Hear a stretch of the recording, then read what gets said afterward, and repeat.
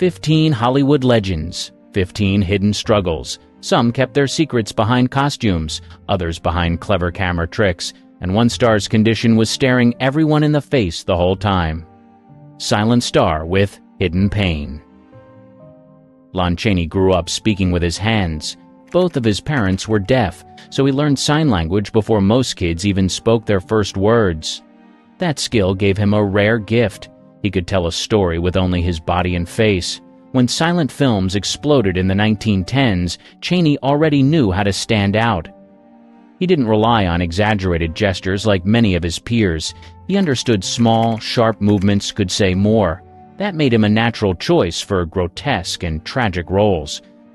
In The Hunchback of Notre Dame, 1923, he strapped on a heavy hump and twisted his body into Quasimodo. In The Phantom of the Opera, 1925, he terrified audiences with makeup he created himself. Viewers called him the Man of 1,000 Faces, but very few knew how much he was pushing through behind the scenes.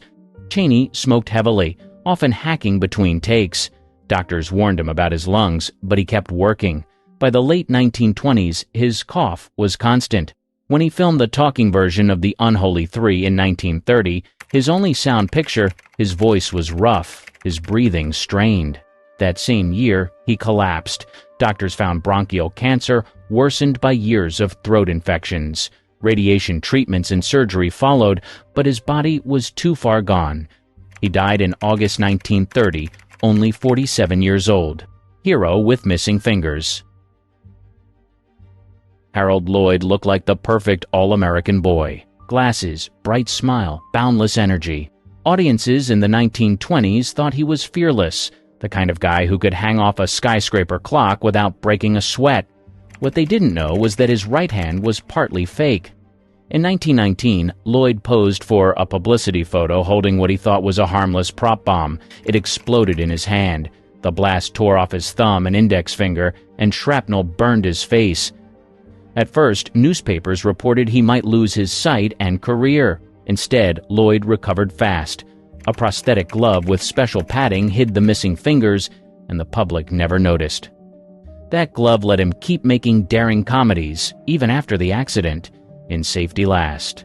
1923, he dangled stories above the street, clutching ledges and ropes with the hand that wasn't fully there. The tension was real. Every stunt carried a bigger risk than audiences imagined. Behind the scenes, he was careful about camera angles and kept his glove on at all times. His directors worked around the injury, never letting the audience see the truth. Friends said he treated the accident as just another obstacle, not a reason to slow down. Bombshell with hip dysplasia. Jane Russell became a sensation the moment Howard Hughes pushed her onto the screen in The Outlaw, 1943. She was sold as a sex symbol, the ultimate pin-up girl. But behind the glamorous image, Russell lived with a condition that made even walking painful. She was born with congenital hip dysplasia, a defect where the hip joint doesn't form properly. As a child, she wore braces and suffered constant discomfort. Doctors warned her that she'd live with pain her entire life. Even as Hollywood dressed her in tight gowns and put her under bright lights, the condition never went away. Russell handled it quietly. On set, she limited her movement and learned how to pose in ways that didn't strain her hips. In musical numbers, she was less mobile than other stars, so choreographers designed routines around her. Her stillness became part of her screen persona, sultry, calm, and steady. Few realized it was necessity, not just style. Off-camera, Russell leaned on exercise and medical treatments to manage the condition. She admitted in interviews that the pain was constant, but she refused to let it stop her career. Instead, she turned to singing, stage work, and eventually television, areas where she could control how much she had to move. Veteran with one blind eye. Claude Rains didn't look like a war hero, but World War I left its mark on him for life. While serving in the British Army, he was caught in a poison gas attack. The chemicals scarred his throat, left him nearly blind in one eye, and permanently damaged his vision. From then on, he had no depth perception, a serious problem for any actor on stage.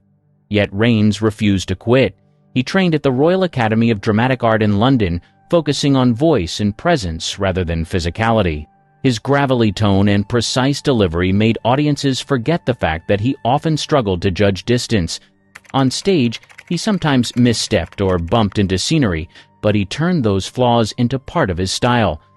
When Hollywood came calling in the 1930s, Rains carried his disability with him. In The Invisible Man, 1933, his first major film role, his face stayed hidden under bandages for most of the movie, but his commanding voice carried the story. He went on to scene-stealing roles in Casablanca, 1942, Notorious, 1946, and Mr. Smith Goes to Washington, 1939. Directors knew how to stage him, so the audience never saw his struggle with depth. Friends and co-stars noticed, though. Rains occasionally reached out for props with the wrong hand or misjudged how far away someone was, but on film, the disability disappeared. Viewers only saw charm, menace, or authority, whatever the role demanded. Tragedy after the crash. Montgomery Clift was Hollywood's golden boy in the late 1940s. With his soft voice and raw emotion, he brought a new kind of acting to the screen. By the mid-1950s, he was at the top, starring in From Here to Eternity and earning a reputation as one of the most gifted actors of his generation. Then, in 1956, a car crash changed everything. One night, after leaving a party at Elizabeth Taylor's house, Clift drove down a winding road in Beverly Hills. He lost control and slammed into a telephone pole. Taylor was the first to reach the wreck. She pulled him from the car, saving him from choking on broken teeth and blood.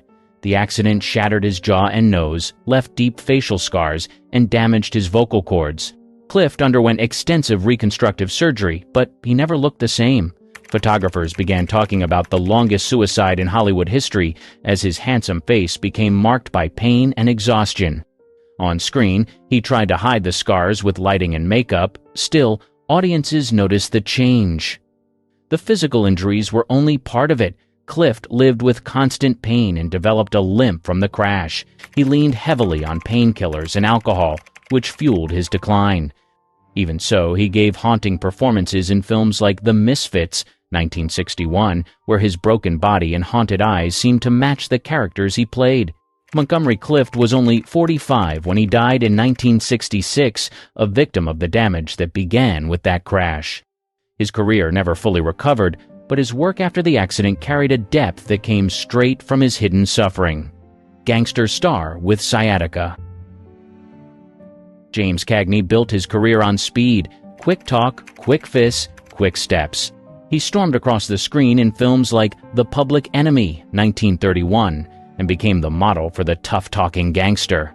But while audiences saw power and energy, Cagney often fought through crippling back pain. By the 1940s, Cagney developed severe sciatica, a nerve condition that caused pain to shoot through his lower back and legs. At times, it left him limping or unable to stand for long. Yet he refused to let it stop him. On set, he choreographed his own movements to hide the limp. He adjusted his dance routines, leaning on sharp staccato steps that fit his screen style while protecting his back. In musicals like Yankee Doodle Dandy, 1942, Cagney dazzled with his tap routines. Few knew how much pain went into those kicks and spins. He trained himself to make every move look effortless, even when his body was screaming. The pain grew worse as he aged, forcing him to step away from Hollywood more than once. He spent time on his farm, painting and raising horses, partly because the physical demands of acting had become harder to manage. Still, when he returned for later roles, he brought the same intensity, even if he had to pace himself carefully. Detective with Glass Eye. Peter Falk's trademark squint wasn't an acting choice. It was the result of cancer he fought as a toddler. At age 3, surgeons removed his right eye to stop the disease from spreading. For the rest of his life, he wore a glass eye. The glass eye gave Falk an unusual look. His gaze was never perfectly even, and it sometimes threw people off in auditions. Early on, one studio head told him he'd never be a star because of it. Falk didn't listen. He pushed into television and film, building a reputation as a tough, natural performer. On stage and on set, the glass eye occasionally caused problems. Falk joked that he had trouble hitting his marks because of poor depth perception. Directors worked around it, but most audiences never noticed. Instead, they saw his sharp timing and sly sense of humor. By the 1970s, Falk had become a household name as Lieutenant Columbo, the scruffy TV detective who always looked one step behind but was really 2 steps ahead. Columbo's tilted head and curious squint became iconic, and the disability that once threatened Falk's career became part of what made him unforgettable. Away from the camera, Falk rarely talked about the eye unless asked. He preferred to focus on his work, yet colleagues often remarked on how he turned what others saw as a weakness into a tool. His uneven gaze made Columbo look distracted, only to deliver the knockout line when no one expected it. Actress with severe tremor. Katharine Hepburn never tried to be ordinary. Her clipped voice, fierce independence, and sharp wit made her stand out from the start. But as her career stretched into the 1960s, something else began to define her presence on screen, a tremor that she couldn't hide. The shaking began in her hands, then spread to her head. Doctors diagnosed her with familial essential tremor, a hereditary condition that causes involuntary movement. It wasn't dangerous, but it was impossible to control. Many actors might have retired or tried to cover it up. Hepburn did neither. On set, the tremor was obvious. In Guess Who's Coming to Dinner, 1967, her head shook slightly as she delivered lines, yet her authority filled the screen. Instead of distracting from her performance, the tremor became part of her rhythm. She leaned into it, proving that control wasn't necessary for power. Off-screen, she refused pity.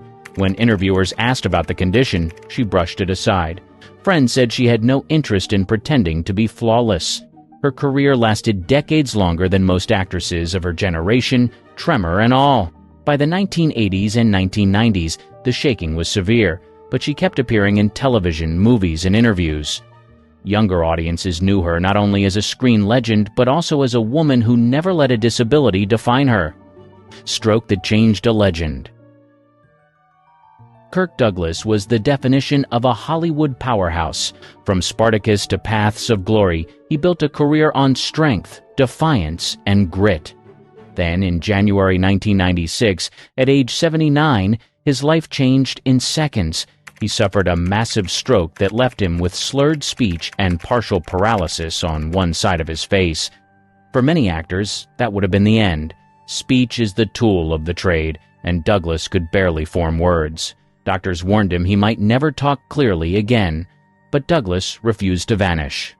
He pushed through therapy, practicing for hours every day. His voice never fully returned, yet he worked to be understood. Only a month after the stroke, he shocked Hollywood by appearing at the Academy Awards. Shaking, struggling to speak, he stood before millions and addressed the audience. The crowd gave him a long standing ovation. It wasn't for Spartacus or the films that made him famous.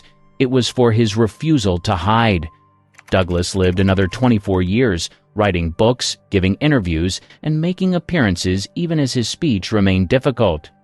His disability was visible, but he carried it with the same fire he had shown on screen. Decline everyone could see. Marlon Brando redefined acting in the 1950s. With A Streetcar Named Desire and On the Waterfront, he brought a raw, natural style that changed Hollywood forever. But by the 1980s and 1990s, his career was no longer shaped by his talent alone. His body was failing, and the decline was impossible to miss. Brando gained a massive amount of weight, at times reaching over 300 pounds. He battled diabetes, congestive heart failure, and crippling joint pain.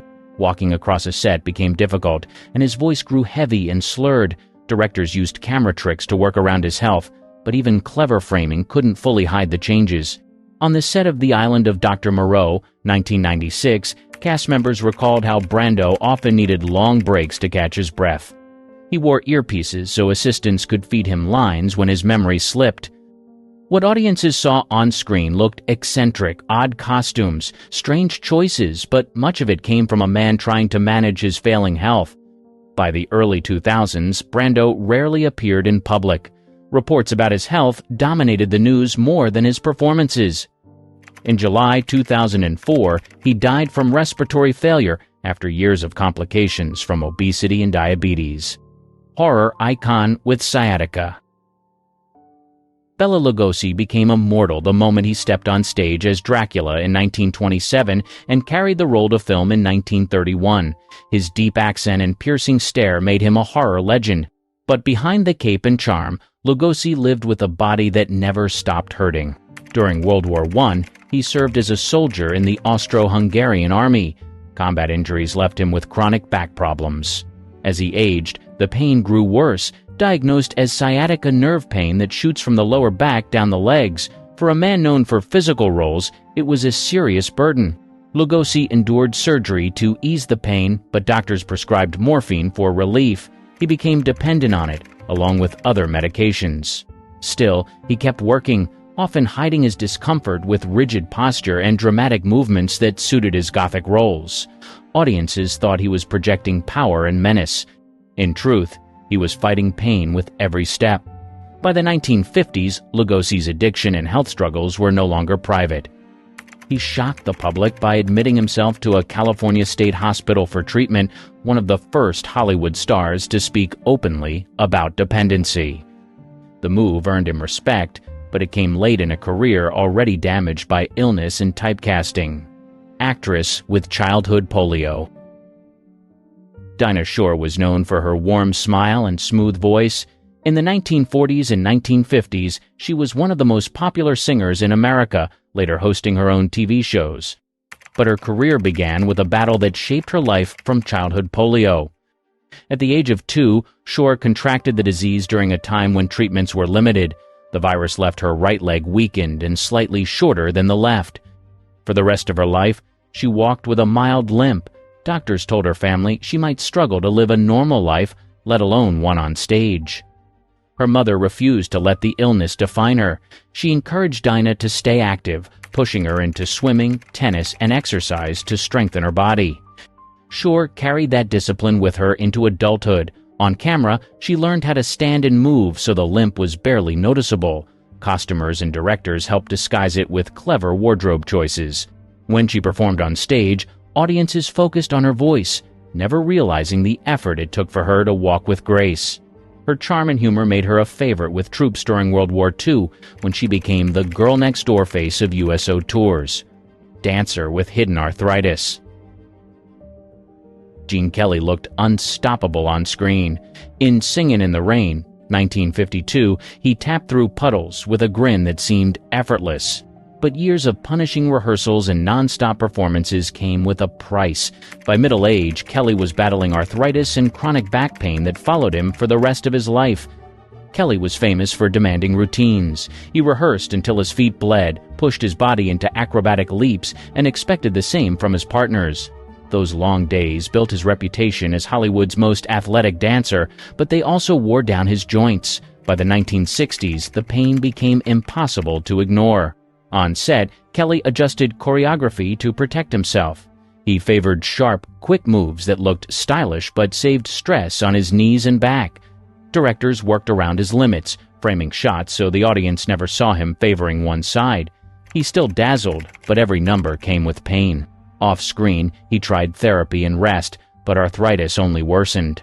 By his later years, he needed help with simple movement and eventually suffered a series of strokes. Even so, Kelly never admitted weakness while cameras were rolling. To fans, he remained the picture of energy and charm. Star with a hidden stutter. Jimmy Stewart's halting voice became one of the most recognizable sounds in film history. His slow drawl, broken by pauses, made him seem thoughtful and honest.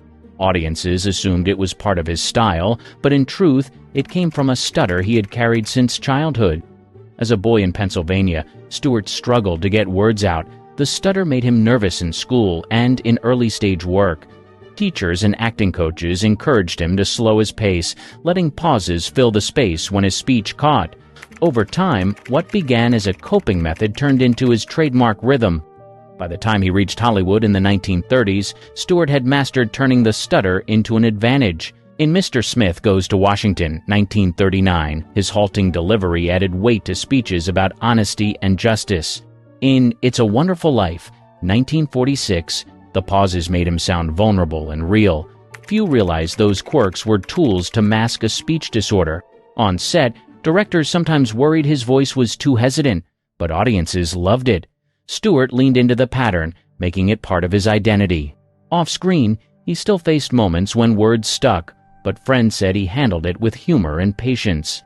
The stutter never went away, but Stewart built a career around it instead of hiding it. He proved that even a speech disorder could become a signature one that helped turn him into one of America's most beloved stars. Leading man in disguise. Alan Ladd didn't look like the typical Hollywood tough guy. He was only 5'6", far shorter than most leading men of the 1940s. On top of that, he carried scars from a childhood accident when he fell onto a hot stovetop. The burns left marks on his body, reminders of a painful beginning. Studios knew his size could be a problem in an industry that worshipped tall heroes. Cameramen got creative. They shot Ladd from low angles, paired him with shorter actresses, and used lifts in his shoes. Scenes were staged so he looked commanding, even when he was standing next to actors much taller than him.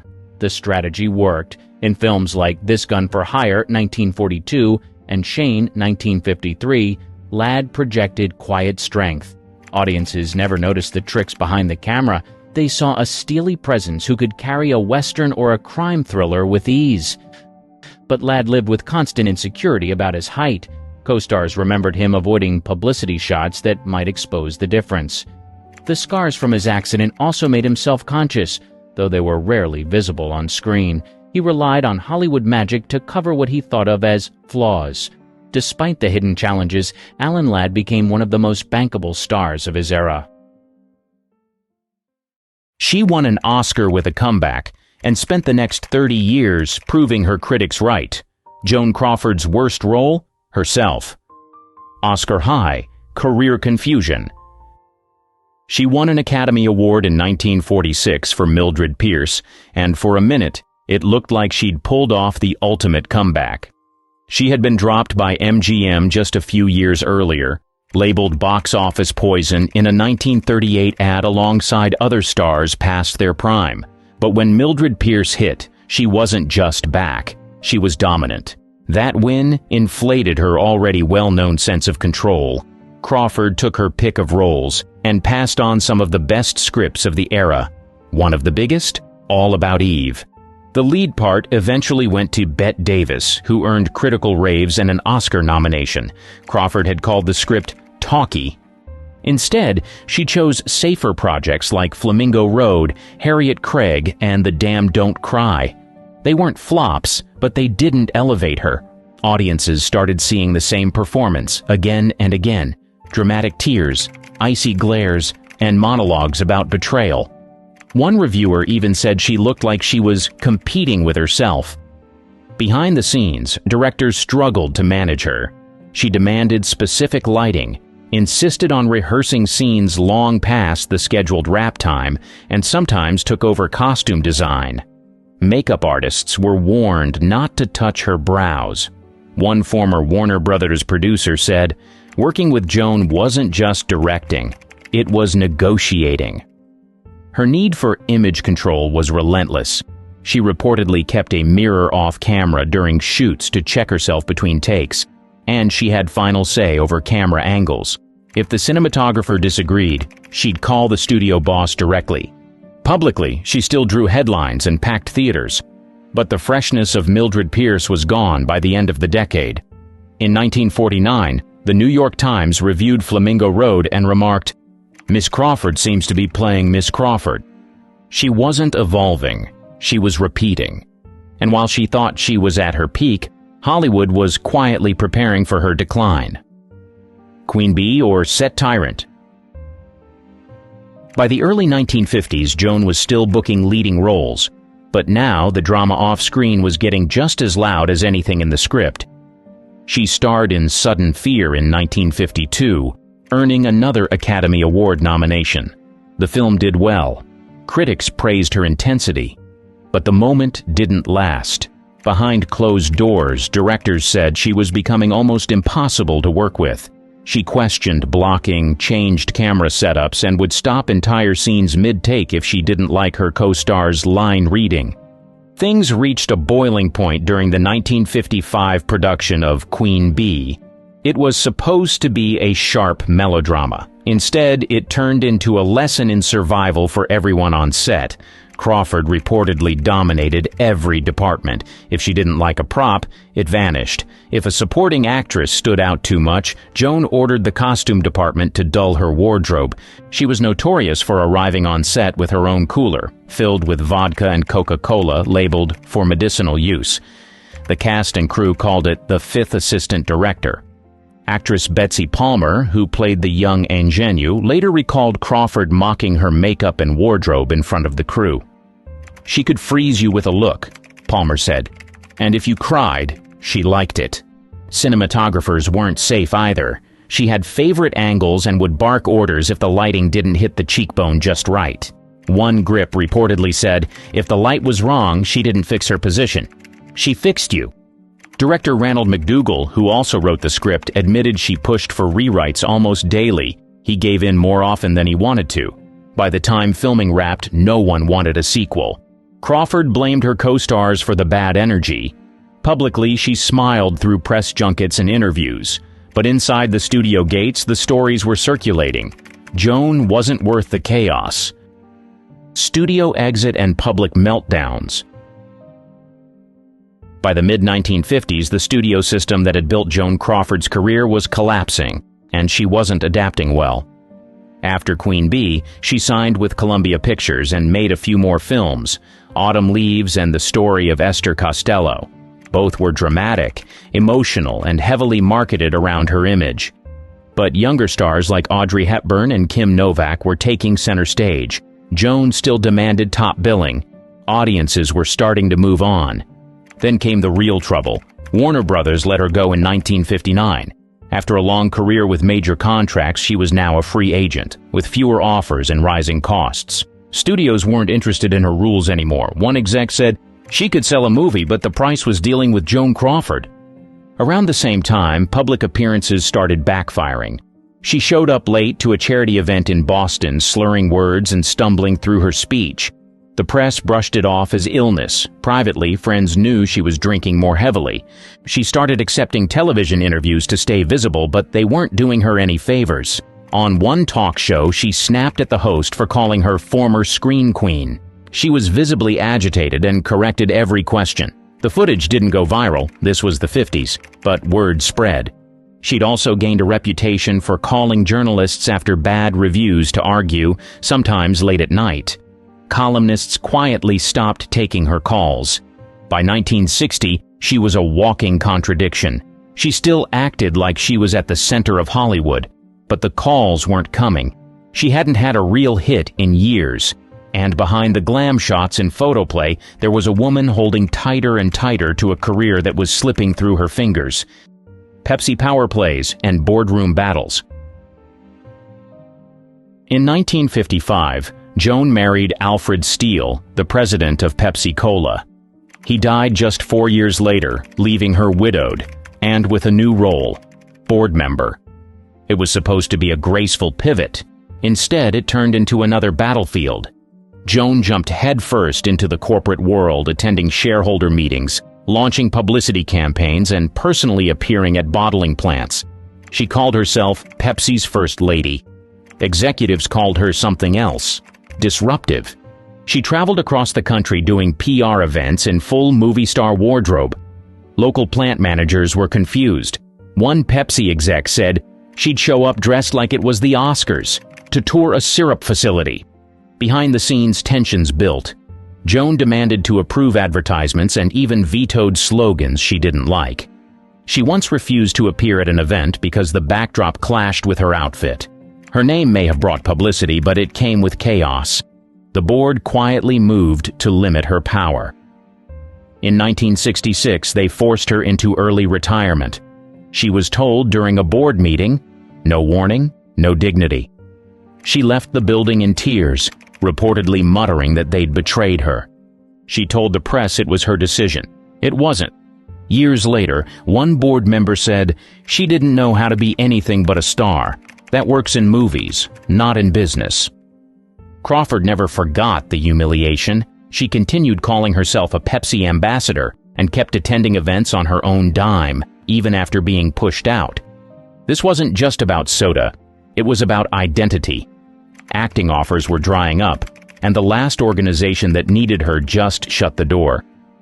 She had money, but no real career left. She still gave interviews pretending she had scripts lined up, but insiders knew there weren't any.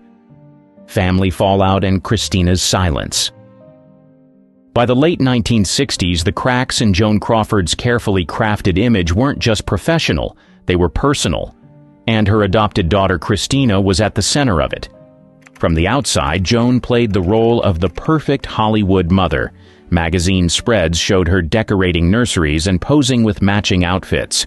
But the reality behind closed doors wasn't as polished. Joan had adopted 4 children, Christina, Christopher, and twins Kathy and Cindy. By the late 60s, she was only speaking to one of them. Christopher had been sent to a military academy, then cut off entirely. The twins were mostly out of the picture. Christina was still around, but just barely. Tension between mother and daughter was obvious during press interviews. In 1968, when Christina took a small TV role on The Secret Storm, Joan called the producers and insisted on taking over the role while her daughter recovered from an illness. She was 60, playing a 24-year-old. The audience laughed. Christina was humiliated. They stopped speaking soon after. Neighbors and staff started talking. One former housekeeper said Crawford ran the home like a barracks. Rules were strict, punishments were harsh, and affection came with conditions. Christina would later claim her mother's behavior bordered on abusive, allegations that at the time weren't public but were quietly spreading in Hollywood. In 1973, Christina was hospitalized for a ruptured ovarian tumor. Joan never visited. Friends asked why. She reportedly replied, "She made her bed." To outsiders, Crawford still appeared poised and generous. She donated to charities, gave red carpet interviews, and smiled for cameras. But behind the PR photos was a woman estranged from her children, isolated in her own home and clinging to an image that wasn't holding up anymore. The next year, she'd try to return to the screen one last time. It would not go well. Final films and career freefall. Crawford's final chapter as a working actress came in 1970, and it wasn't glamorous. She starred in Trog, a low-budget British horror movie about a prehistoric creature discovered in a cave. She played Dr. Brockton, a scientist who teaches the creature to speak and wear clothes. The costume looked like a cheap Halloween mask. The script was worse. Joan had taken the role out of desperation. Major studios weren't calling, and she needed money to maintain her lifestyle. She reportedly clashed with the director and asked for script rewrites. The production team said she drank heavily on set and kept forgetting lines. When Trog was released, critics didn't hold back. Variety called it a waste of film. Others said it looked like a parody. Joan later admitted she never saw the final cut. She told friends it was beneath her. She never made another movie after that. By now, even the fan magazines had backed off. She was no longer the subject of admiration. She was nostalgia. Young audiences didn't know her. Older ones didn't want to see her like this. In 1972, she was honored at a film retrospective. She arrived in a heavy gown and thick makeup, waving to a crowd of mostly older fans. One reporter called it a tribute wrapped in denial. She still called herself a working actress. She still told friends she had offers on the table. But no one was offering anything. Trog had done more than kill her career. It turned her into a punchline. The Queen of MGM was now remembered for a caveman movie. The photo that ended it all. By 1974, Joan Crawford wasn't taking many public appearances, but she made an exception for a charity event with Rosalind Russell. They'd both been stars in the same golden era. It seemed safe, until the photo came out. A black and white picture of Joan and Rosalind made the newspapers. It wasn't flattering. Her face was gaunt, her makeup heavy, and her eyes looked sunken. To most readers, it was just another red carpet shot. To Crawford, it was devastating. She called friends in a panic, said she looked grotesque. She reportedly cried for hours and demanded the photo be pulled from circulation. It wasn't. Editors ignored her. That was the last time she appeared in public. She canceled all future appearances, turned down interviews, refused to pose for photographers. According to close friends, she stopped looking in mirrors altogether. Her publicist later said she was terrified of being seen as old. And just like that, she vanished. There were no more red carpets, no fan meet and greets, no cameo offers. Her housekeeper reported that Crawford started wearing large sunglasses indoors and only allowed visitors in dim lighting. She turned away reporters at the door and kept curtains drawn day and night. She still answered fan mail, typed of course in perfect format, but only when the notes were properly respectful. Any letters that hinted at her age or past films were thrown out. One producer claimed she called him in 1974 asking about a role that didn't exist. She sounded hopeful, he said, and completely detached from reality. The woman who once demanded the spotlight now wouldn't even open the blinds. The Rosalind Russell photo didn't kill her career. That was already done, but it ended her last illusion, that she could still control how the world saw her. From this point on, Crawford was no longer a public figure. She was a myth hiding in plain sight. Alone in apartment 22G. She spent her final years in a modest apartment on Manhattan's Upper East Side, Unit 22G. It wasn't small, but it wasn't the mansion she used to host parties in either. She kept it spotless. Not just clean, sterile. Visitors said the smell of disinfectant hit you at the door. Furniture was arranged to perfection. White gloves were worn by cleaning staff. Not a fingerprint allowed. She still kept her vanity table, loaded with powders, creams, and fake eyelashes she didn't use anymore.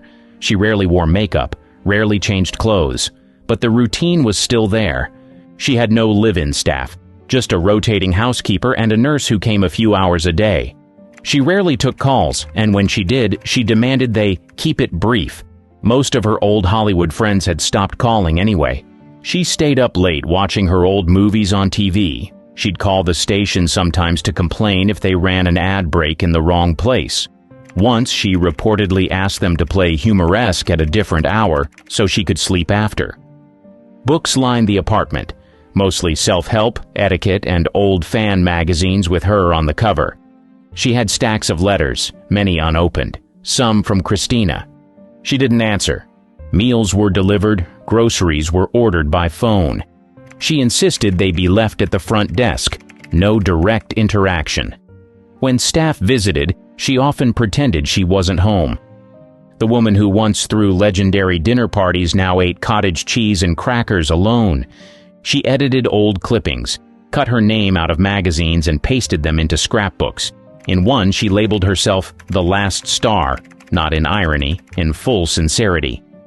In 1977, she gave away her beloved Shih Tzu, Princess Lotus Blossom. She told her maid she didn't want the dog to watch her decline. 3 months later, she passed away in her bedroom. No funeral, no fanfare. She left behind wigs, perfume, and a will that would ignite a firestorm. Death, will, and the final blow. Joan Crawford died on May 10, 1977, in her Manhattan apartment. She was 73. The official cause of death was a heart attack. She had complained of fatigue the night before and passed away quietly in her bedroom. Her housekeeper found her that morning. There was no drama, no dramatic exit, just silence. She'd already planned the details. No funeral, no memorial. She didn't want mourners. She had her body cremated and her ashes placed next to her last husband, Alfred Steele, at Ferncliff Cemetery. But the peace didn't last long. When her will was read, jaws dropped. She left money to charities, to loyal staff, and to a few friends. But 2 names were notably excluded: Christina and Christopher, her 2 oldest adopted children. The line in the will was cold and direct. It is my intention to make no provision herein for my son Christopher or my daughter Christina for reasons which are well known to them. It wasn't just an omission, it was a public rejection. The press picked it up immediately. Tabloids printed the line in full. Gossip columns speculated about what the reasons could be. Hollywood insiders already knew there had been tension for years, but this felt like a final slap. Christina issued a short statement. Christopher said nothing. Friends of Crawford defended her. They said the kids were ungrateful. Others weren't so sure. By cutting them out so publicly, she opened the door for what came next. And it wasn't a tribute, it was a takedown. Christina's book was already in motion. Christina Crawford didn't wait long. She had already started writing a book before Joan died. The will just lit the match. In 1978, less than a year after her mother's death, Mommy Dearest hit bookstores. The cover was simple, just Christina's name and the words, "The story of my mother, Joan Crawford." It sold out in days. The book alleged years of physical and emotional abuse. Christina claimed she was beaten, gaslit, and terrorized over minor mistakes. The most famous story? Wire hangers. Joan allegedly flew into a rage because Christina had used the wrong kind. The image was unforgettable and deeply damaging. Critics were split. Some believed every word, others called it exaggerated. But the public didn't care. Joan Crawford, once a symbol of elegance, was now the face of celebrity cruelty. Mommy Dearest became a cultural lightning rod. It stayed on the bestseller list for months. The backlash was fast and loud. Joan's defenders, including actresses like Myrna Loy and Douglas Fairbanks Jr., called it slander. But others came forward with their own stories. Some said they'd seen Joan slap her daughter at parties. Others recalled her coldness and control. In 1981, the book was adapted into a film starring Faye Dunaway. The performance was bold, but turned Crawford into a camp icon. It wasn't a tribute. It was a caricature. Dunaway later regretted it. Christina didn't. The book didn't just stain Joan's reputation. It rewrote it. From award-winning actress to cautionary tale, Christina never apologized for writing it. She said, "I wanted the truth out, even if people didn't like it." Joan Crawford never got to respond. She died with her version of the story intact. But in the years that followed, it wasn't her version that survived. It was Christina's. One of these men lit himself on fire on live television. Another once broke up a real gang fight between extras.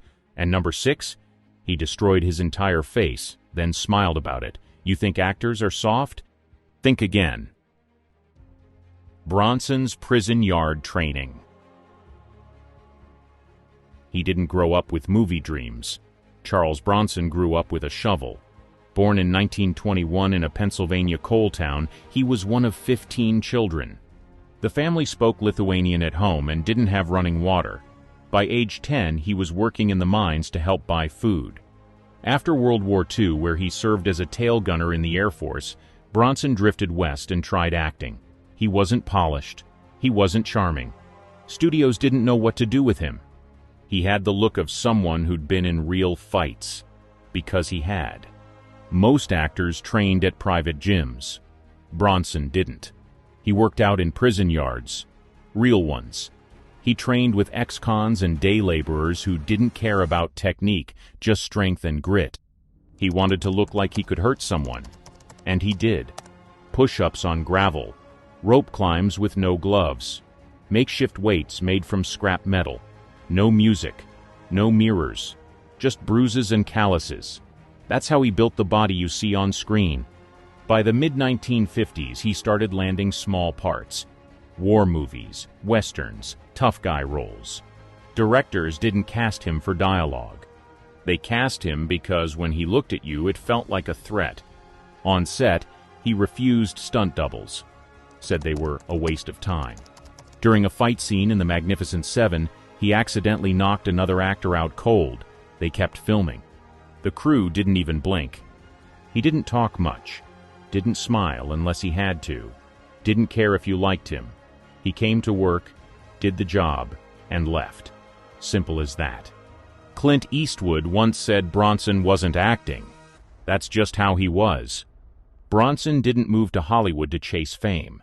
He moved because it was warmer than the coal fields of Pennsylvania. The rest? That was just muscle and timing. Lee Marvin gets shot, keeps filming.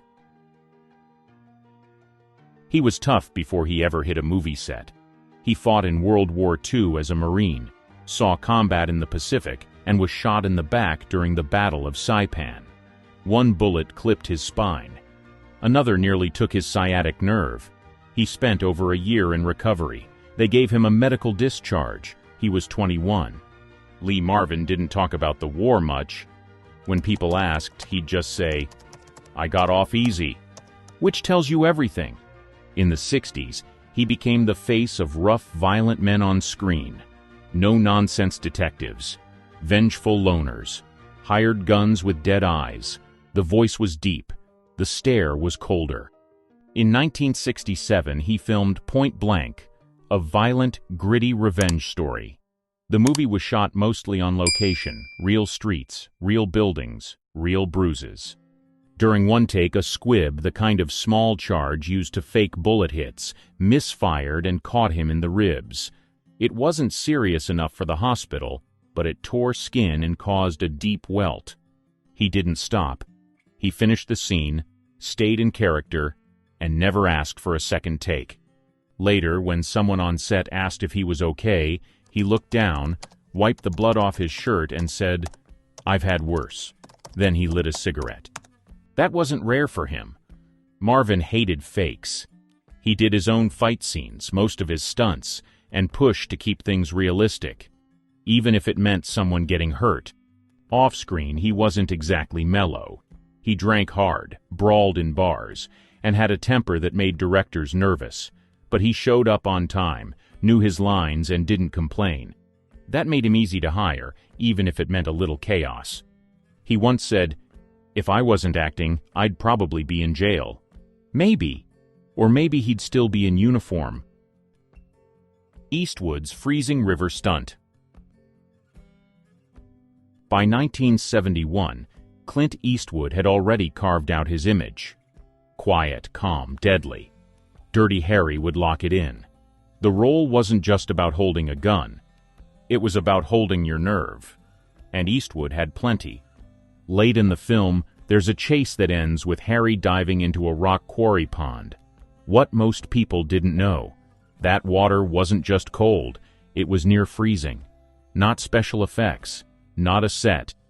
Just runoff, rain-fed, and stagnant. Producers offered a stunt double. He refused. Said it wouldn't feel real. Said it wouldn't be real. They rolled cameras. He jumped. 8 times. No wetsuit, no padding, no heat lamps. He surfaced with his face tight and his breath short, but he never called cut. Between takes, crew members offered warm towels and hot drinks. He took the towel, gave it back, and went in again. People on set said the water smelled bad. He never said a word about it. He'd done worse before. On Rawhide, he was known for taking real falls off horses. On Hang 'Em High, he let himself be pulled by a noose just to get the shot right. When a rope burn left a scar, he shrugged it off. That's what separated him. Eastwood never made a scene about doing a stunt. He didn't joke around. He didn't act like a hero. He just did the thing no one else wanted to do and did it like it was normal. Years later, a crew member said Clint didn't even change his expression after the last take. Just walked out, dried off, and said, "All right, what's next?" That quarry scene helped turn Dirty Harry into a hit. People felt the weight of it, because it wasn't fake. The water was freezing, the fall was real, and the man doing it was exactly who he looked like. Eastwood didn't perform toughness. He showed up with it. Robert Mitchum's Chain Gang Days. He wasn't shocked when the cops came for him. It was 1948, and he'd just been caught at a party in LA with marijuana. At the time, that wasn't just a bad headline, it was a career-ending scandal. Studios freaked out. Reporters circled. Most actors would have denied everything. Mitchum didn't bother. He told the press, "Well, it was kind of dull in jail, but I met a lot of nice people." The court gave him a 2-month sentence at a California prison farm, complete with hard labor. He wasn't put in protective custody. No special treatment. He wore the uniform, did the work, and slept in the same barracks as everyone else. Chain gangs weren't a joke. Days started early. Inmates cleared brush, worked road crews, and hauled gear under the sun. Mitchum didn't complain. He actually posed for photos behind the fence, smirking.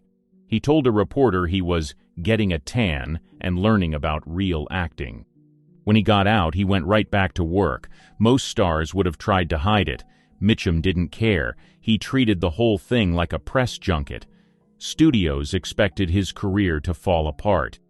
Instead, ticket sales went up. Within months, he was back on screen in Rachel and the stranger opposite Loretta Young and William Holden. The scandal didn't touch the box office. If anything, it made him more appealing. People liked that he didn't flinch. He didn't fake an apology. He didn't play victim. He just owned it. Years later, Mitchum said, "The only difference between me and most actors is that I never learned to keep my mouth shut." He wasn't a method actor. He didn't rehearse much. But he had presence, attitude, and a voice that sounded like gravel in a coffee can. Directors said he was lazy, but always perfect on the first take. He never tried to be a role model. He smoked, drank, got in fights, and kept showing up to work. Jail didn't slow him down. If anything, it made him harder to ignore. Jack Palance lights himself on fire. He wasn't afraid of fire. In fact, he once lit his own arm on fire on national television just to prove a point. That wasn't a movie stunt. That was real life, on Ripley's Believe It or Not. In 1982, he was co-hosting the show, standing next to a table with a small flame-retardant cream display. The idea was simple. Apply the cream, light the sleeve, and show it wouldn't burn. The producers wanted a technician to do it. Palance said, "No, I've got it." The sleeve went up in flames, not a little puff, actual fire. The studio audience gasped. The crew panicked. Palance didn't move. He kept talking as the flames danced on his arm. When it burned out, he casually brushed off the ashes and cracked a smile. He didn't even flinch. That wasn't unusual for him. Palance had a long history of doing things his way.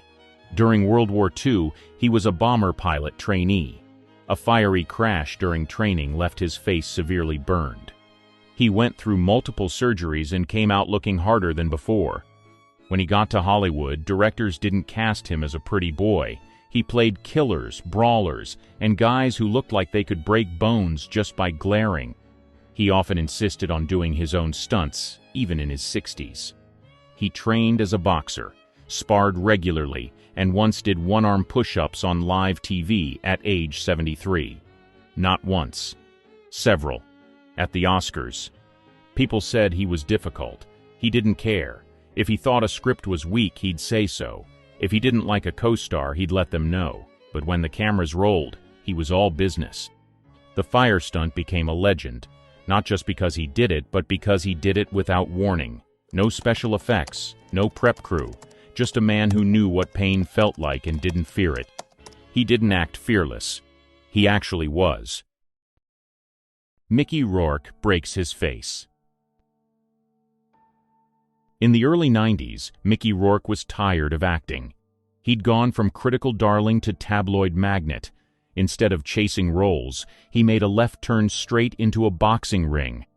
Not celebrity boxing, actual professional fights. He trained like a real fighter. 6 days a week. Ran, sparred, took hits. His trainer, Freddie Roach, said Rourke could have gone far if he'd started 10 years earlier. But Mickey wasn't in it for titles. He said he missed the violence. He wanted to feel something again. Between 1991 and 1994, he fought 8 matches. Undefeated, with 6 wins and 2 draws. But the cost was brutal. He broke his nose, twice, shattered his cheekbone, cracked ribs, damaged his tongue. Doctors warned he might lose movement in his face. He kept going anyway. By 1992, his face was unrecognizable. Bones had shifted. His skin looked swollen. He underwent multiple surgeries just to breathe and chew properly. One operation went wrong and made things worse. Hollywood didn't know what to do with him. The handsome, smirking heartthrob from 9.5 weeks had been replaced by a thick-jawed, scarred version of himself. casting offers stopped. Directors backed off. But he didn't seem to care. He was living in a small apartment, hanging with his dogs, training, and staying out of the spotlight. When asked if he regretted it, he said, "I'd rather be punched in the face than kiss someone's ass in Hollywood." Years later, he slowly returned. The Wrestler in 2008 brought him back. He played a washed-up fighter with a broken body because that's who he was. Rourke didn't fake toughness. He didn't need to. He lived through broken bones, bad press, ruined looks, and still came back swinging. Most actors avoid pain. Rourke chased it. Danny Trejo breaks up riot. His face tells a story, but his past? That's another level. Before he ever stepped in front of a camera, he did time in San Quentin. Armed robbery, drug charges, solitary confinement, the real stuff. By the time he got out, he wasn't just clean. He was dangerous in a different way, calm, controlled, and respected. In the early 90s, Trejo was working on a low-budget movie in East LA. The set had hired local gang members as extras. It was supposed to be a street scene. But tension built fast. Two rival sets recognized each other. Trash talk turned to threats. People started reaching for weapons. The director froze. Security backed off. But Trejo stepped in. He walked right into the middle of the crowd and didn't raise his voice. He just said, "Not here, not now. This is my set." They stopped. Not because he was yelling, but because they knew who he was. He wasn't a celebrity. He was one of them. A guy who'd done time, earned respect, and walked the walk. Within minutes, the tension broke. The scene got filmed. No blood, no cops, just Trejo. It wasn't the first time he stepped in like that. On other sets, he helped young actors stay clean, talked to extras struggling with addiction. Producers didn't hire him for PR. They hired him because he could handle chaos. He started acting by accident. He was helping a friend stay sober and ended up on a movie set. A casting agent saw him and said, "You look like a convict." He smiled and said, "I am." Trejo's roles have ranged from action villains to taco commercials, but his real life beats any script. He's been stabbed, shot at, and locked up. Now he runs recovery centers and youth outreach programs when he's not filming. He once said, "Everything good that's happened to me is from helping someone else." That day on set, he didn't throw a punch.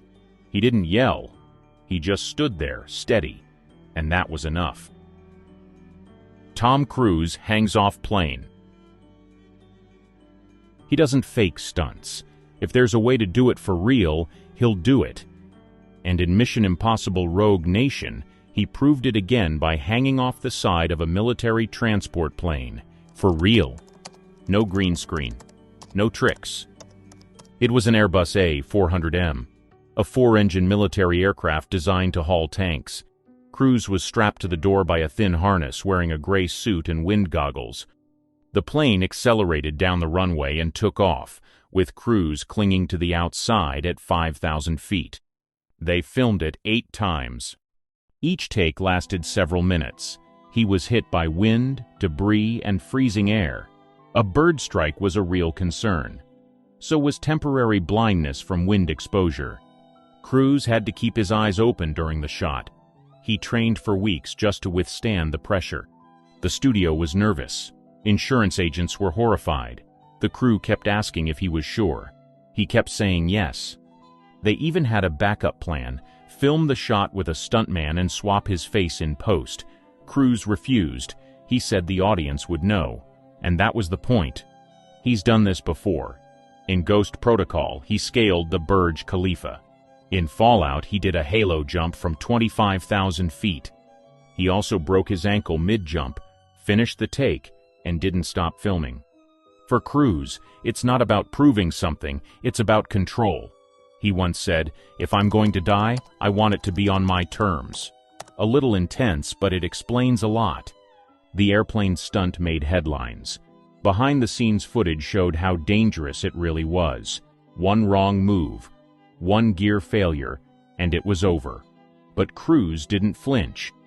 He hit his mark, gave the signal, and trusted the pilot. Most actors talk about pushing limits.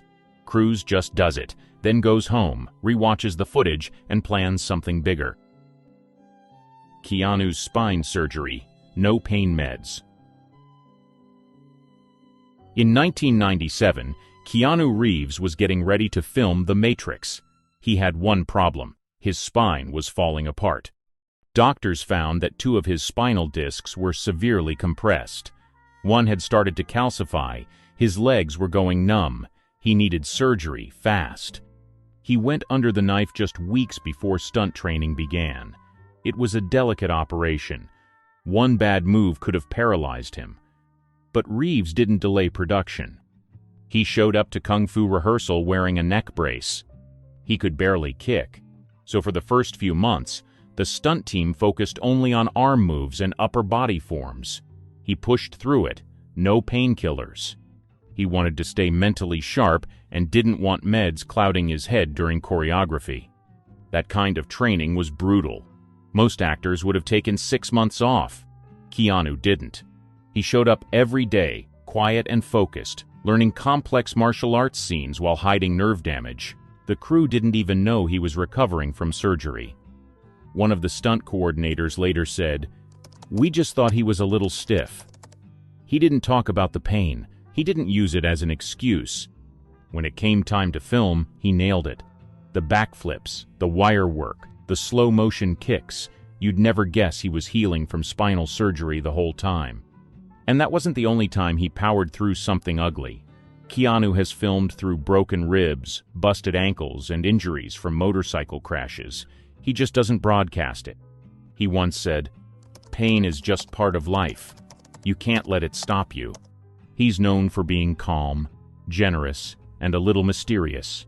But under all that is a guy who works harder than anyone, complains less than anyone, and shrugs off pain like it's no big deal. For The Matrix, he wasn't just pretending to be superhuman. He was already halfway there. Jason Statham's truck rescue dive. He was supposed to drive a stunt truck, fire a prop gun, and stop just short of a dock. Easy scene, done it 100 times.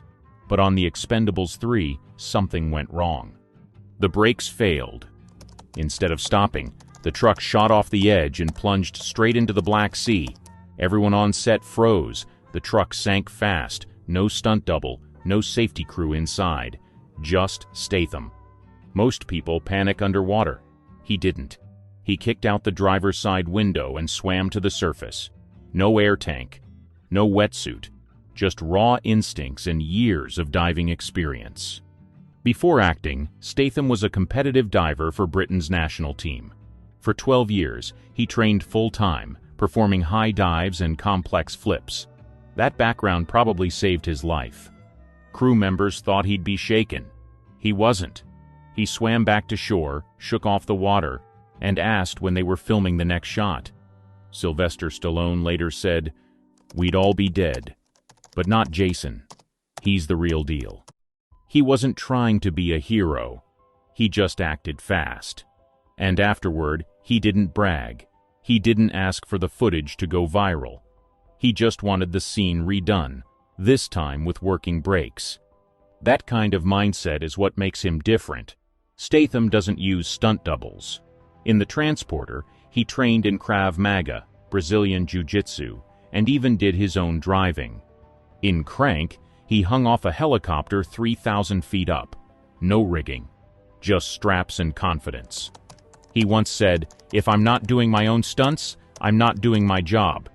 What happened in the Black Sea wasn't part of the script. It wasn't a movie moment. It was real. Cold water, a sinking truck, no backup plan, and Statham handled it like it was just another Tuesday. You've seen actors pretend to be tough, but what about the ones who actually lived it? The coal miners, the war veterans, the daredevils who refused to fake a single punch. This is their story. Douglas Fairbanks, the original daredevil. Long before stunt doubles became standard, Douglas Fairbanks was already putting his life on the line. In the 1910s and 1920s, He built his fame not only through charm, but through raw athletic ability.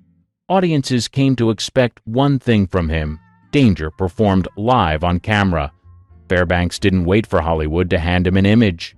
He created it. A trained gymnast and fencer, he used skills from his youth to give silent adventure films a new energy.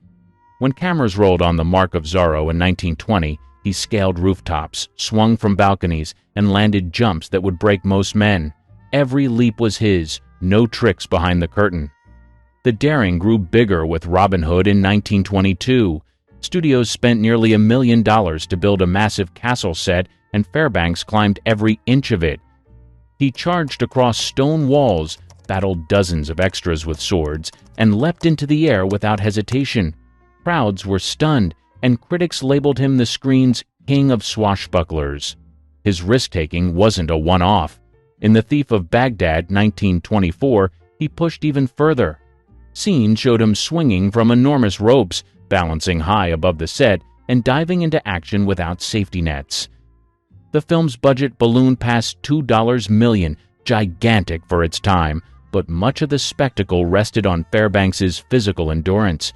He gave audiences a thrill they couldn't find anywhere else. Off-set, his lifestyle matched the screen persona. He kept strict fitness routines, trained with Olympic-level coaches, and insisted that no one else could perform his stunts better.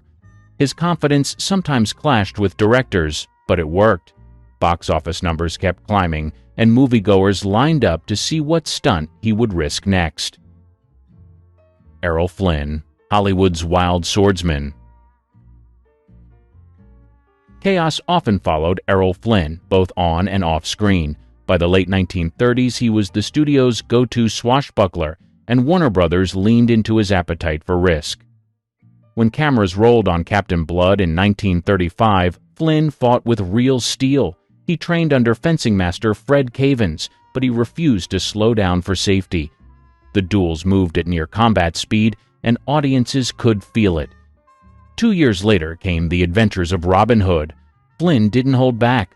The sword fights with Basil Rathbone became Hollywood legends because neither man wanted to fake it. In one sequence, their blades struck so hard that sparks actually flew. Rathbone later admitted that Flynn was reckless but brilliant, a natural in battle scenes. Offset, danger didn't stop. Flynn's passion for sailing pushed him into storms off the coast of Cuba. One trip nearly killed him when his yacht smashed against rocks. Rescuers barely pulled him out in time. Instead of learning caution, he sailed again weeks later. Friends joked that he chased near-death experiences as if they were hobbies. Bar fights added to the legend. Flynn's nights in Los Angeles clubs often ended with broken glasses, bruised knuckles, and gossip column write-ups. His reputation as Hollywood's wild man was earned, not invented. Even Warner Brothers executives, desperate to protect their star, admitted he was uncontrollable once he had a drink in his hand. Stunt doubles were rarely used. In films like The Seahawk, 1940, Flynn clambered up rigging, swung onto decks, and fought full crews with a grin. Accidents happened, but he shrugged them off and kept shooting. Producers knew insurance costs were rising, but Flynn's charisma on-screen guaranteed profits. The press loved reporting his antics. Headlines mixed his film heroics with stories of real brawls, making it hard to separate the man from the character. His adventurous life fed the myth, and Warner Brothers leaned on that image even as they struggled to control him behind the scenes. John Wayne, the cowboy who kept riding. In Hollywood westerns, toughness was expected, but John Wayne lived it long after cameras stopped. His rise came in the 1930s with smaller roles, but even then he insisted on doing his own riding. Horses threw him, saddles broke, and dust filled his lungs, yet he never asked for a stand-in. By the late 1930s, Wayne's physical resilience became part of his brand. On the set of Stagecoach in 1939, director John Ford pushed him through grueling desert shoots. Temperatures soared over 100 degrees, and cast members fainted under the heat. Wayne kept riding, sweating through, take after take. Ford later admitted that Wayne's endurance helped sell the image of the unshakable cowboy. Injuries followed him throughout the 1940s and 1950s. Falls during fight scenes cracked ribs, and long shoots left him with chronic pain in his shoulder. Yet when asked, he brushed it off with a joke and walked back into the next shot. His refusal to slow down impressed crews who saw the punishment he absorbed. By the 1960s, Wayne was already battling health issues. He underwent surgery for cancer in 1964, losing a lung and several ribs. Doctors advised rest. Wayne ignored them. Within months, he was back on horseback, filming The Sons of Katie Elder. His gait looked stiffer, but his presence on screen stayed commanding. Audiences never knew how badly his body hurt. The punishment only increased in True Grit, 1969. Wayne, wearing an eye patch as Rooster Cogburn, insisted on charging his horse through streams and rocky terrain himself. When he won the Academy Award for the role, reporters noted that he filmed with the same grit his character carried. Even in the 1970s, when age slowed him, Wayne refused to fake it. In The Shootist, 1976, his final film, he performed horseback scenes while fighting advanced cancer. Crew members said he refused offers of body doubles, determined to finish his career the way he started, by doing it himself. Kirk Douglas, the Chin of Steel. He earned his reputation the hard way. In the late 1940s, he broke through with Champion, 1949, playing a ruthless boxer. The fight scenes weren't staged at half speed. Douglas absorbed real hits to make the punches look convincing. Crew members recalled that he left the set bruised almost every night, but he insisted that audiences deserved authenticity. His intensity only grew with larger productions.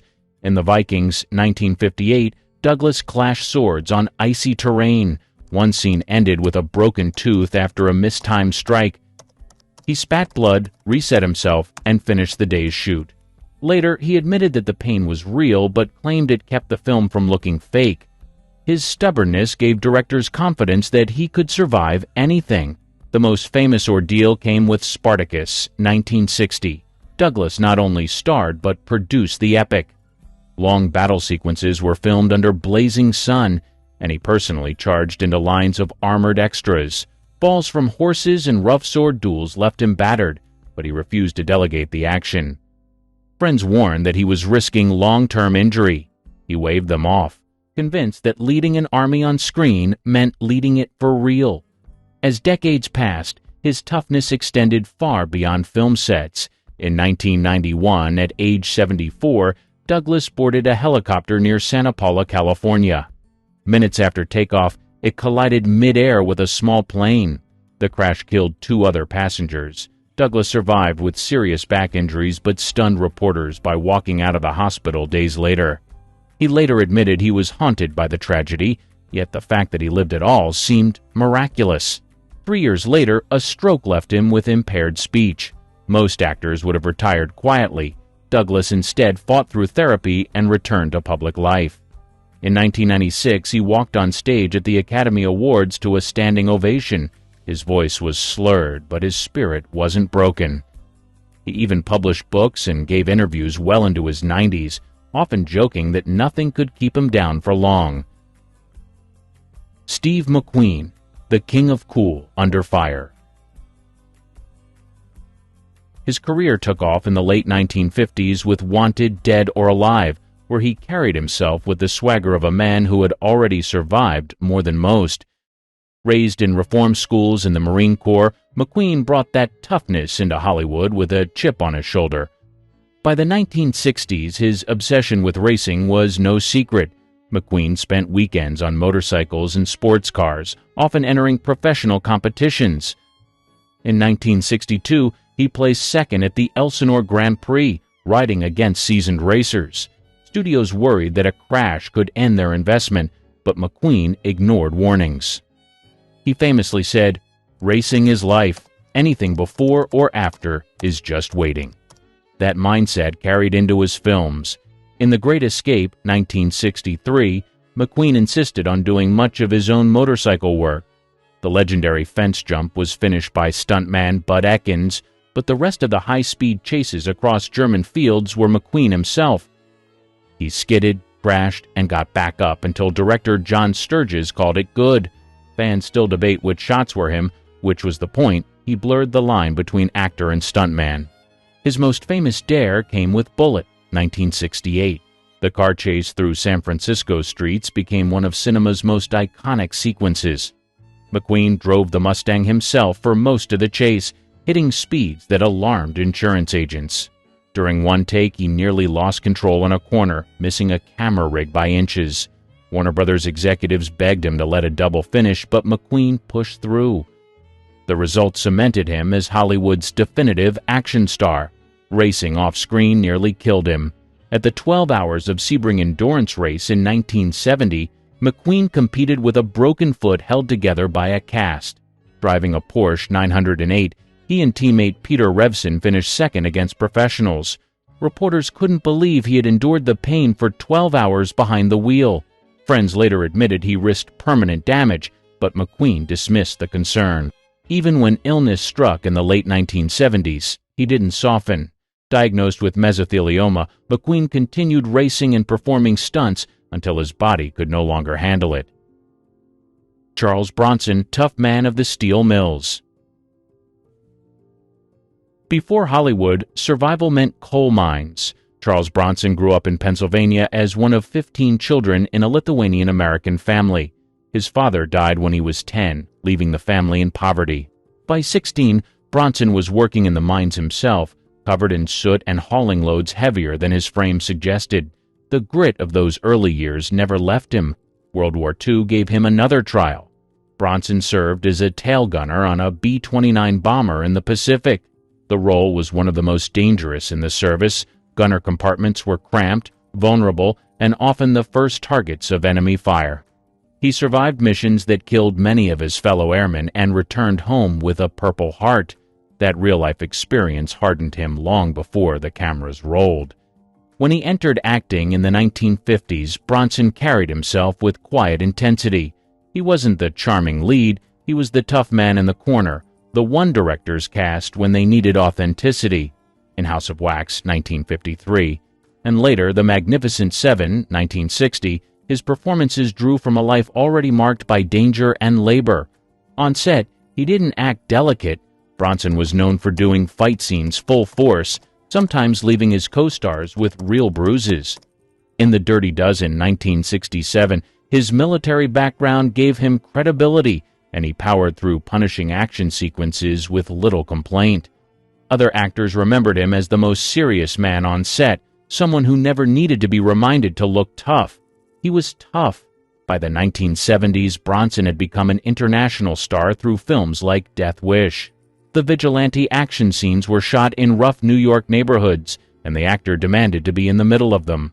Crew members recalled his ability to perform long nights of filming without showing fatigue. His stoicism impressed colleagues, but also made him intimidating. Few dared to joke around with him. Lee Marvin, brawler turned actor. War shaped him before Hollywood ever did. Lee Marvin enlisted in the U.S. Marines during World War II and fought in the Battle of Saipan in 1944. He was shot in the buttocks by machine gun fire, the bullet severing his sciatic nerve. The injury ended his combat service, but he carried the limp for the rest of his life. That limp later gave his screen presence a rough edge no acting school could teach. Back in the States, Marvin drifted into acting, bringing his real battlefield experience into every role. He started with small parts in the early 1950s, often cast as villains or soldiers. His scarred face and deep, gravelly voice made him stand out instantly. Directors knew they were hiring someone who didn't have to pretend toughness, he lived it. Off-screen, Marvin's barroom reputation grew almost as quickly as his film credits.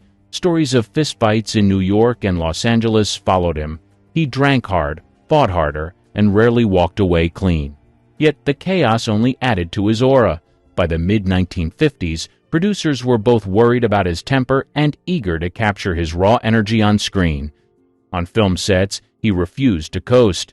In The Big Heat, 1953, Marvin shocked audiences by playing a brutal gangster who scars Gloria Graham's character with boiling coffee. The scene was staged but drew on his natural intensity. In The Dirty Dozen, 1967, He led an ensemble of actors through grueling military drills, insisting on realism in every shot. Co-stars later recalled that he treated training days like real boot camp. Stunt doubles were offered, but Marvin avoided them whenever possible. In fight scenes, he often connected for real. Actors who worked with him joked that a punch from Marvin was part of the job. His willingness to take and deliver hits kept scenes from looking staged. As his fame grew, the contradictions followed. Marvin could be generous and funny one moment, then unpredictable and violent the next. His toughness wasn't carefully managed, like a studio image. It was who he was. Bruce Lee, the fighter who changed cinema.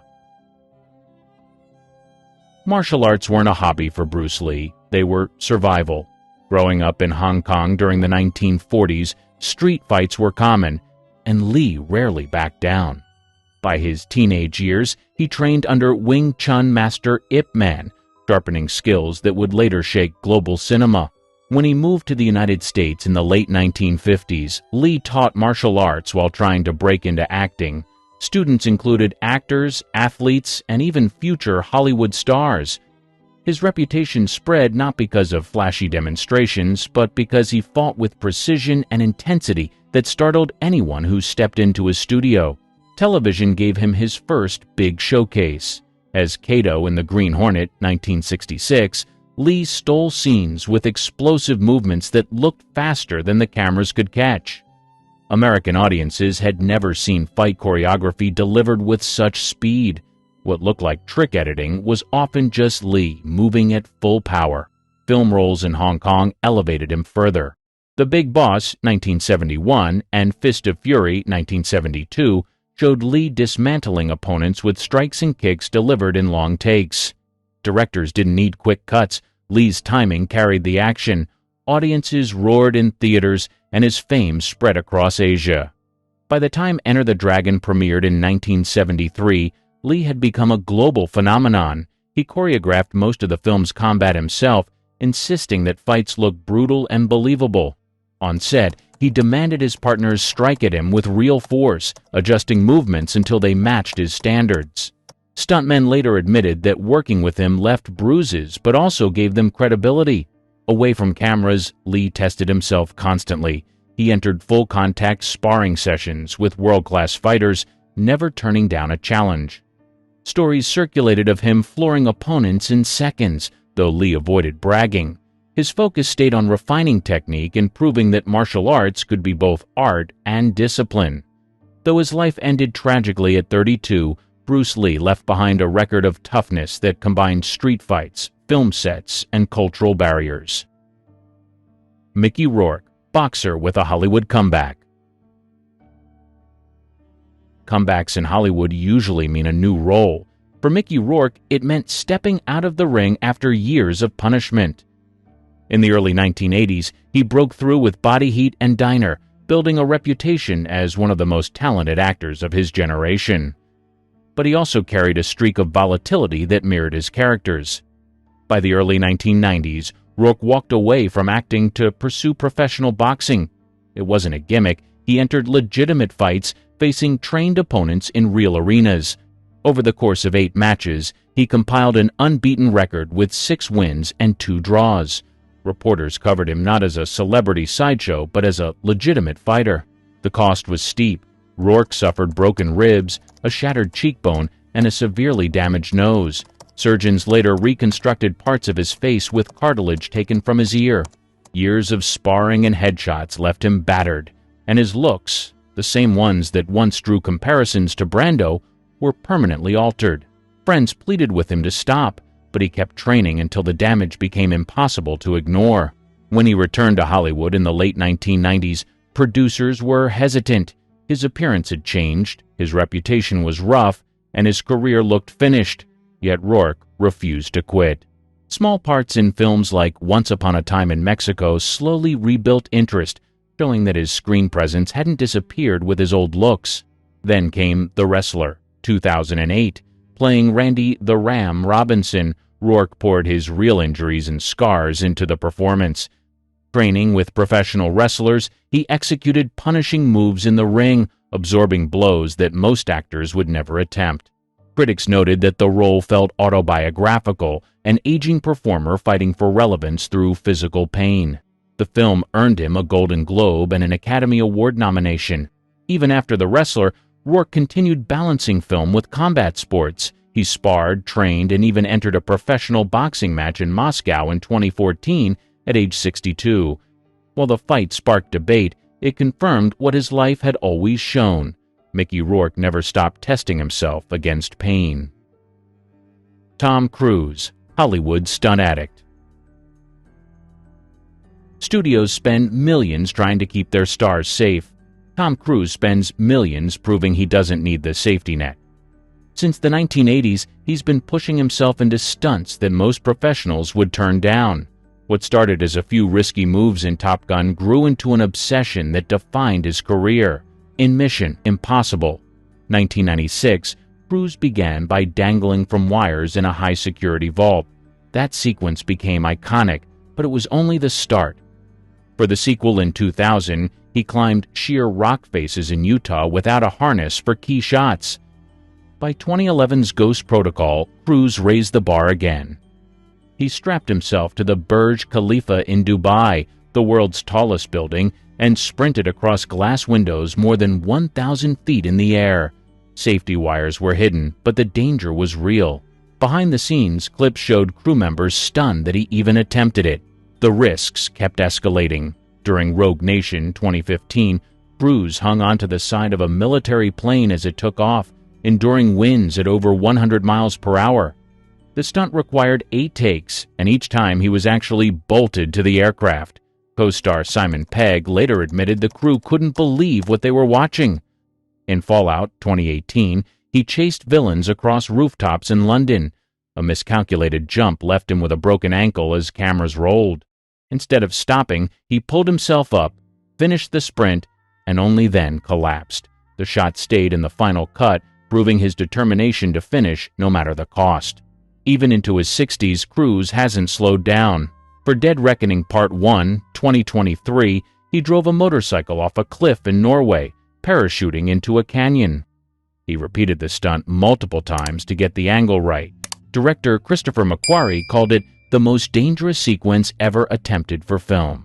While Hollywood uses doubles, green screens, and digital tricks, he insists on the real thing. Every risk, every injury, every terrifying leap belongs to him. Some Hollywood stars weren't just heavy drinkers, they were so drunk they had to be carried onto set. Others slurred their lines, forgot entire movies they starred in, or even died with a drink in their hand. This is the dark side of fame, the actors who were completely wasted at all times. John Barrymore. He wasn't just a star, he was Hollywood's first great alcoholic. Long before rehab was an option, he drank himself into a joke. Studios covered for him at first, but by the end, even they couldn't save him. In the 1920s, Barrymore was on top of the world. He had the looks, the voice, and the talent. But off-camera, he was rarely sober. His drinking got so bad that directors had to feed him lines off-camera because he couldn't remember them. Some days, he couldn't even stand up straight and had to be held up by crew members just to finish a scene. Everyone in Hollywood knew he had a problem. He showed up drunk, stayed drunk, and somehow still got roles, at first. But things fell apart quickly. One night during a live performance, he completely blanked out. Instead of trying to recover, he turned to the audience and slurred, "Line, please?" The show was shut down early, and from then on, everyone knew Barrymore wasn't the same actor anymore. By the 1930s, his drinking wrecked his career. Studios didn't want to risk hiring him, and directors stopped covering for him. Even when friends tried to help, he kept drinking. His body started shutting down, shaking hands, failing memory, and a career in free fall. It wasn't just his career that crumbled. His personal life was a mess. He burned through marriages, lost his fortune, and ruined friendships. He was once considered one of the greatest actors of his time, but by the end he was a cautionary tale. The final years? A disaster. He was broke, sick, and barely able to work. Friends had to help pay his bills, but nothing could stop him from drinking himself to death. And if you think Hollywood let him rest in peace, think again. His so-called friends stole his corpse as a prank, dragging his lifeless body around for one last drunken joke. Barrymore was the blueprint for Hollywood self-destruction. He was the first major star to drink himself into oblivion, but he wouldn't be the last. W.C. Fields. While most stars tried to hide their drinking, Fields didn't even bother. He carried a thermos full of gin everywhere, labeled with innocent words like pineapple juice or orange soda. Everyone knew what was inside, but no one dared to stop him. By the time he made it big in Hollywood, Fields was already a heavy drinker. He had spent years in vaudeville, performing night after night while nursing a constant buzz. Drinking was part of his personality, both on and off screen. He played lovable drunks in films, but behind the scenes he was far from charming when the alcohol took over. His drinking got so bad that directors had to shoot around his hangovers. Mornings were a lost cause. He was either too sick or still drunk. By afternoon, he'd start sipping from his juice thermos just to get through filming. Some days he was so hammered that he slurred entire scenes, forcing multiple retakes. Other times he skipped set entirely, leaving studios scrambling to explain his absence. Fields had a sharp wit, but when he drank, his temper flared. He'd curse out producers, insult his co-stars, and storm off set if something didn't go his way. His drinking wore down his body over time. His once sharp comedic timing started slipping, and so did his health. By the 1940s, his body was failing him. His liver was shot, and doctors warned him that if he didn't quit drinking, he wouldn't last much longer. But Fields didn't care. Instead of quitting, he had a liquor stash built into his hospital room. Nurses would find hidden bottles of whiskey under his mattress, and he'd sneak drinks when no one was looking.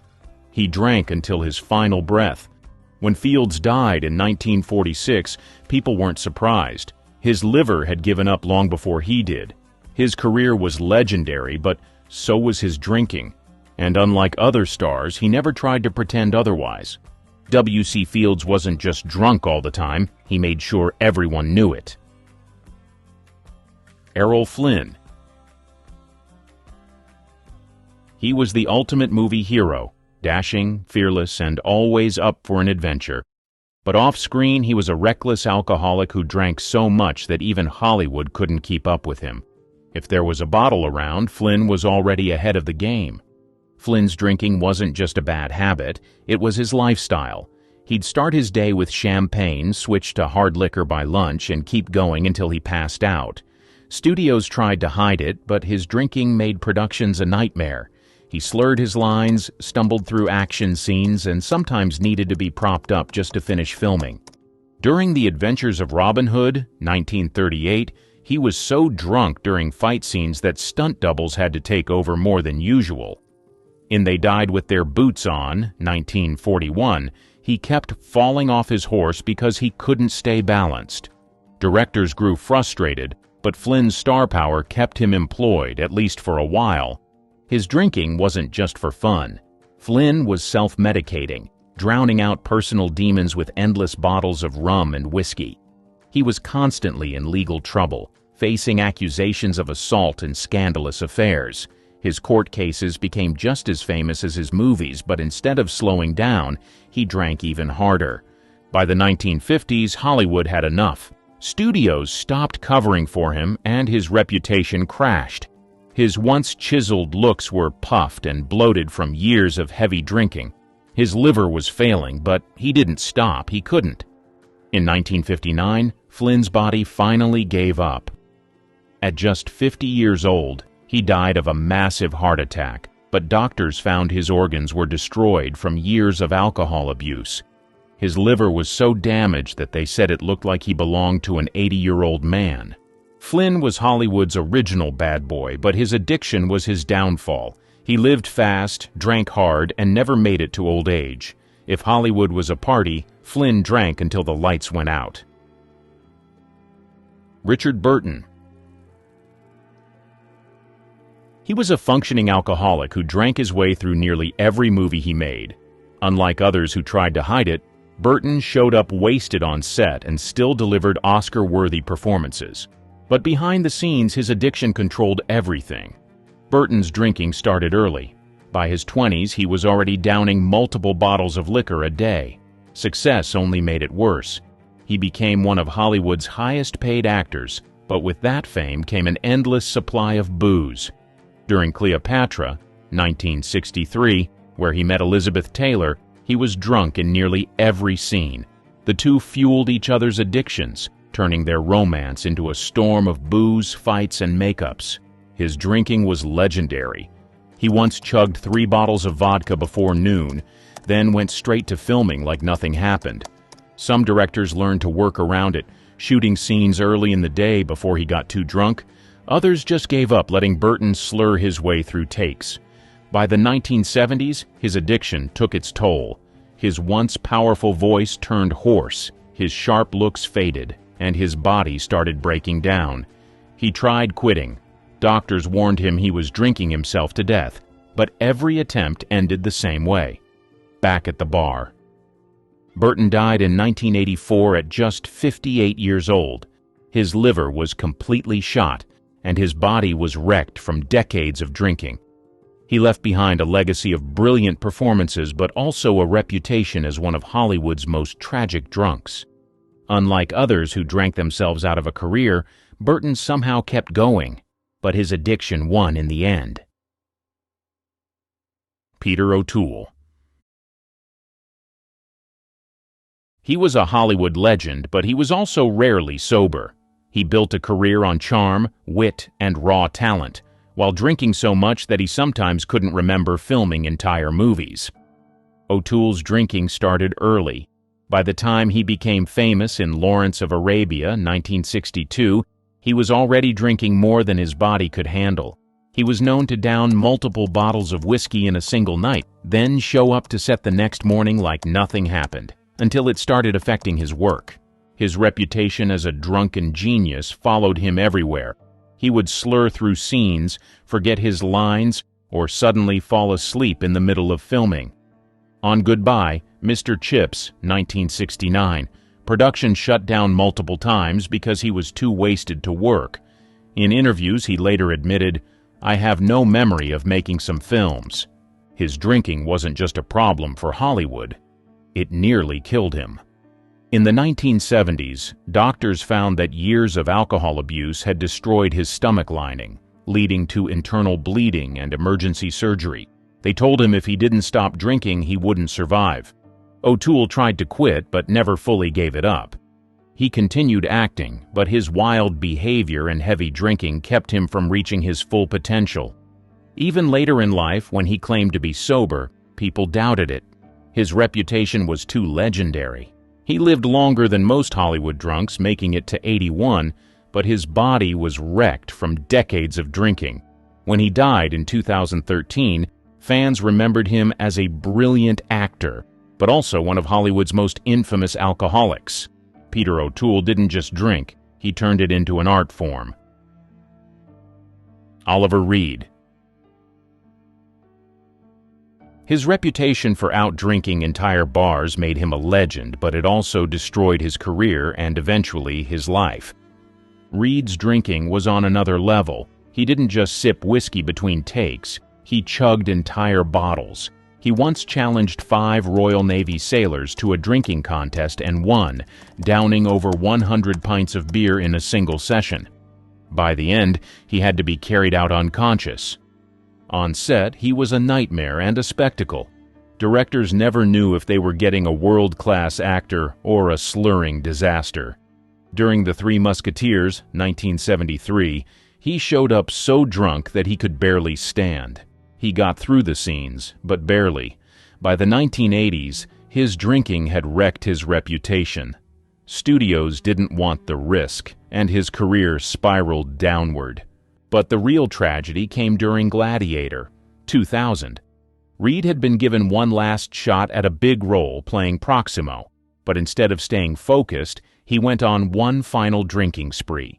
While filming in Malta, he downed 8 pints of beer, 12 shots of rum, half a bottle of whiskey, and a few doubles of cognac, all in one sitting. That night, he collapsed and died of a massive heart attack. His death was so sudden that the film had to use CGI to finish his scenes. Reed had drunk himself to his own tragic ending. Oliver Reed's drinking wasn't just a problem, it was his identity. He outlived many of Hollywood's legendary drunks, but in the end, alcohol still won. Mickey Rourke. He had everything: looks, talent, and a rising career. But instead of building on it, he drank, fought, and burned every bridge in Hollywood. His downfall wasn't just alcohol, but it played a massive role in his destruction. In the 1980s, Rourke was unstoppable. Movies like 9.5 Weeks and Angel Heart made him one of Hollywood's most in-demand actors. But behind the scenes, he was drinking heavily, getting into bar fights, and making himself unhireable. Directors hated working with him because he was either too drunk to perform or too aggressive to control. His drinking wasn't just a problem on set, it ruined his personal life. He trashed relationships, got arrested multiple times, and became known as Hollywood's biggest liability. Instead of cleaning up, he walked away from acting and became a professional boxer, a move that only made things worse. Boxing destroyed his face, but he still drank through the pain. By the late 90s, he was broke, washed up, and completely forgotten by Hollywood. Even he admitted, "I was drinking myself to death." He lost roles, lost friends, and almost lost his life.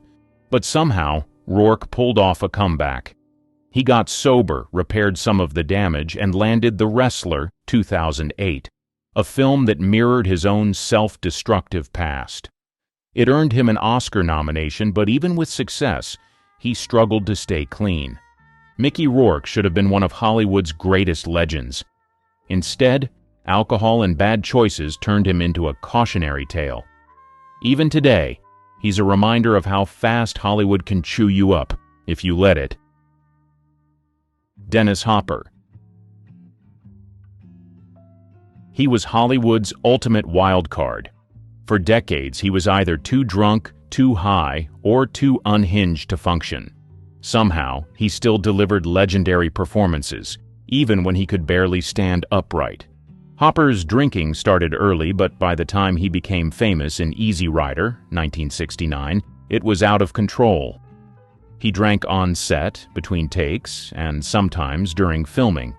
He was so wasted while directing the last movie, 1971, that the film became an incoherent disaster, and Hollywood blacklisted him for nearly a decade. During Apocalypse Now, 1979, Hopper was so drunk and coked out that he couldn't remember his lines. Director Francis Ford Coppola had to feed him one sentence at a time because giving him a full script was pointless. Somehow, his manic energy worked for the role, but off-screen, he was a walking train wreck. Hopper's reputation was legendary, but his career kept crashing and burning. He spent most of the 80s either too wasted to work or banned from Hollywood entirely. At his lowest, he lived in the desert, talking to himself and drinking until he hallucinated. He later admitted he was drinking 28 beers, a bottle of whiskey, and doing 3 grams of cocaine every day. Then, out of nowhere, he got sober. In 1986, he made an insane comeback with Blue Velvet, playing one of the most terrifying villains in film history. This time, the madness was acting, not alcohol. Dennis Hopper drank his way through decades of Hollywood, burning bridges and ruining opportunities. But unlike most stars on this list, he actually cleaned up and made it back. His career should have been over, but somehow he outlived his own chaos. Christopher Hitchens. He was Hollywood adjacent, a constant presence in interviews, debates, and film discussions, always with a drink in hand. Unlike most people on this list, he didn't try to hide it. In fact, he embraced his alcoholism and made it part of his public persona. Hitchens drank like it was his job. Mornings started with scotch or wine, and by afternoon he'd moved on to whiskey, vodka, or whatever was available.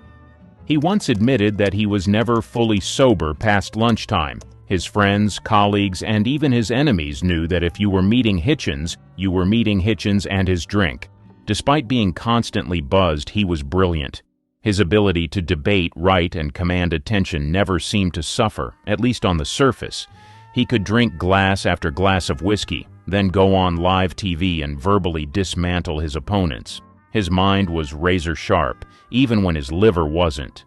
But make no mistake, his drinking had consequences. Friends noticed his once strong voice becoming raspier, his famous wit sometimes losing its edge. He started to look tired, worn down. Years of chain smoking and drinking finally caught up to him. In 2010, he was diagnosed with esophageal cancer, the kind that heavy drinking and smoking practically guarantee.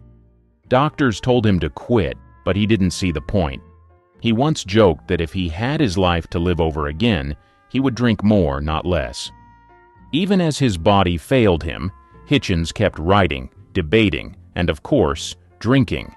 He saw no reason to stop. It was who he was. In 2011, at 62 years old, he passed away, leaving behind a legacy of brilliant writing, sharp debates, and a lifetime of liquor-fueled intellect. Unlike Hollywood stars who drank themselves into oblivion, Hitchens never spiraled out of control, but his addiction still killed him. He was proof that even the smartest minds aren't invincible when alcohol is in the mix. Nicolas Cage.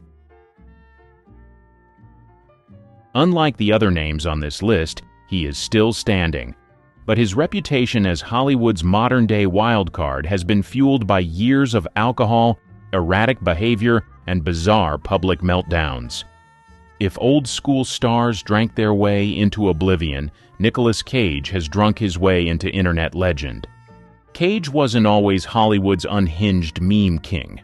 In the 90s and early 2000s, he was an A-list actor with an Oscar, blockbuster hits, and critical respect.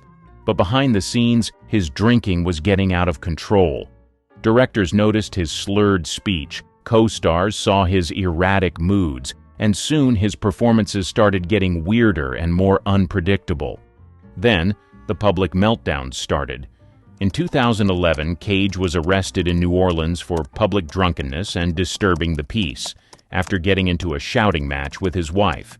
Reports claimed he was stumbling, screaming, and too wasted to control himself.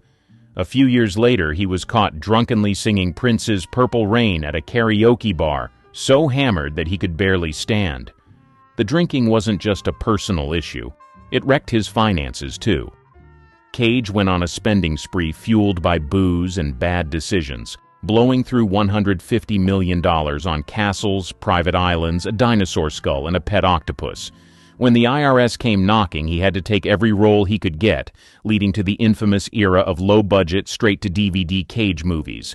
Despite the chaos, Cage never fully collapsed like the drunks of old Hollywood. Somehow, he kept delivering performances, sometimes brilliant, sometimes downright unhinged. His 2018 film Mandy reminded people why he was a star in the first place, and in 2021, Pig earned him some of the best reviews of his career. Unlike Barrymore, Flynn, or Reed, Cage hasn't drunk himself into an early grave.